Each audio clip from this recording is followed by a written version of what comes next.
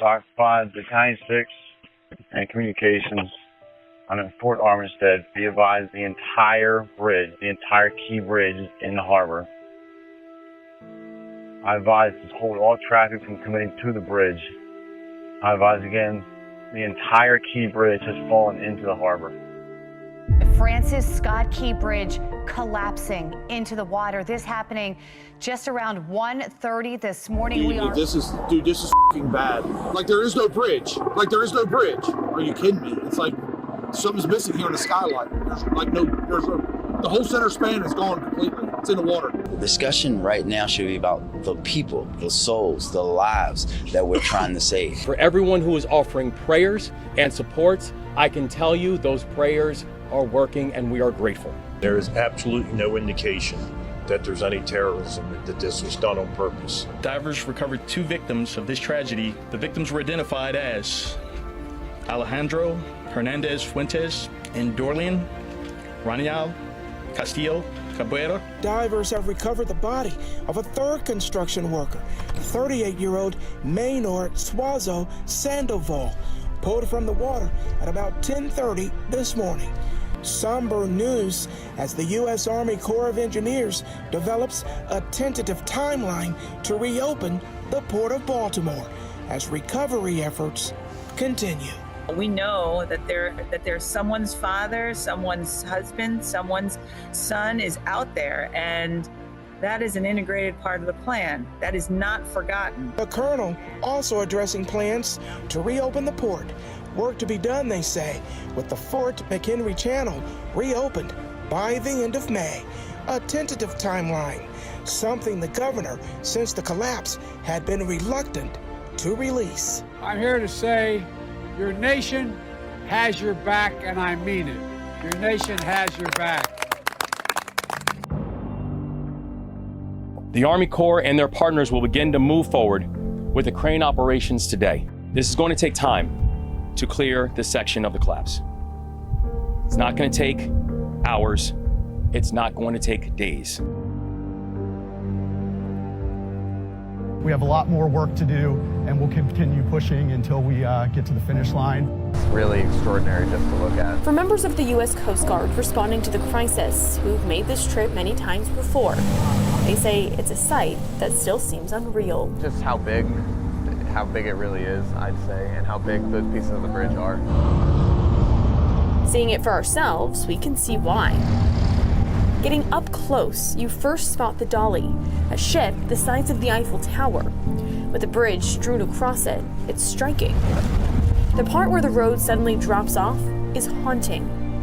The strong steel that once held up to heavy traffic, now shredded, bending like spaghetti.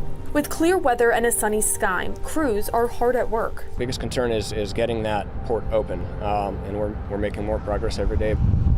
Using weights to break concrete, cutting steel, and cranes lifting it onto barges. Mixed emotions, but also knowing that we're on a path to recovery. They are, cutting the tougher pieces. They're tearing it apart with heavy equipment. We want to keep the trade lanes open within the Port of Baltimore. Sending a message to the shipping community. Since the collapse, Tamarchio says they plan to expedite their plans to build a new container terminal. The Baltimore is a port poised for growth and opportunity. 2,900 tons of wreckage have been removed from the water. This part of the bridge lifted in the middle of the night. There's a lot of people, government and industry that have been working tirelessly day and night to get to this point. All of this allowing a deeper limited access channel to open. 35 foot deep, 300 feet wide, and we have surveys ongoing now. So whatever those surveys tell us, if we can allow ships to be deeper, we will. Baxter Smoke with the U.S. Coast Guard says this channel, which is set to open Thursday, is a major milestone. This is significant in that we're able to get some vessels that have been trapped in port going on almost 30 days. We're going to get some commerce into the port, which is desperately needed.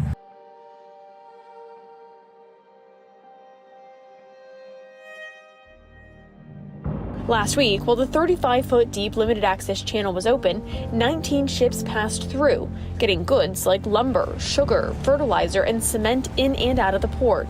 We cannot take our eye off the ball the focus is making sure that we are going to open the 50-foot channel. To do that, along with the Chesapeake 1000 crane, I want to talk about Chessie's partner, the Gus. And that's the nickname for the largest hydraulic grabber in the entire country. Gus, the 160-ton grabber, is getting involved.